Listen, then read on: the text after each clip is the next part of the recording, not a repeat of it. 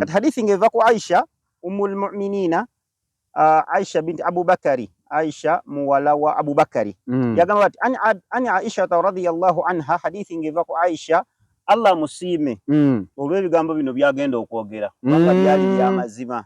Anna nabiyya sallallahu alayhi wasallam, mazmaddala nabbi ombaka wa Allah sallallahu alayhi wasallam, ombaka wa Allah okusasira n'emirembe bibeere ku ye, suhira yalogebwa hatta kana yukhayyaru, oluvannyuma n'atandika okola ki okulowooza alayhi annahu sana'a shay'in, timazima ddala alina ekintu kyakoze walam yasna'uhu, naye nga ate takikoze bambi.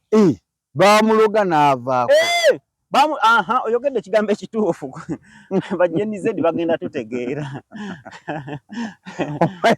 Omanyi bano abaana b'ennaku zino batuyigiriza ebigambo. Katwagala tukozesa ebigambo nga buli omu ajja bitegeera. Bajeni zedi bagenda tutegeera nnyo. Kati baaloga nabbi n'avaako. Suhira nabiyyu sallallahu alayhi wasallam, nabbi sallallahu gwe wano w'ekitiibwa.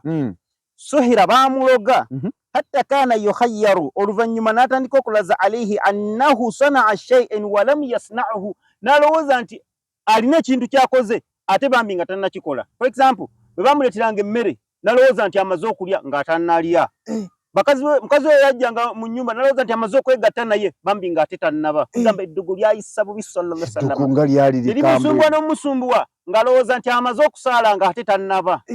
Ng'alowooza nti amaze okukola da'wa ng'ate tannaba. Ng'alowooza nti amaze osalira abasiraamu ebisolo ebyokulya ng'ate tannaba. Kugamba ebintu bingi nnyo ebyamusumbuwa mu kiseera ekyo. Eddogo lyabonyaabonya omubaka wa Mungu. Eddogo lyabonyaabonya omubaka wa Mungu sallallahu alayhi wasallam. Musaasiddeko. Kati kino kyenkuwa ekyokulabirako kiri kye wambuuzizza. Nti kati eno mbampita ki? Ne nkugamba mpitibwa mwana wa Katonda, kisinga byonna.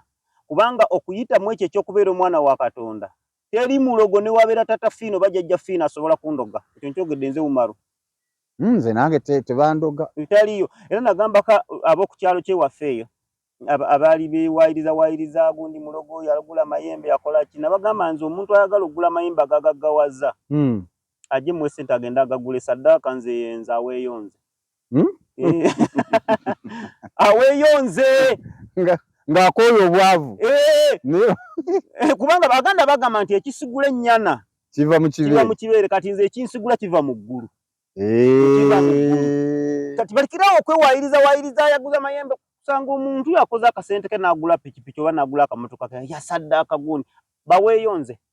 Gwobeera saddaaka. Nze mbeera saddaaka bwe gaba nga mayembe gyegalira nga gasobola. Lwaki?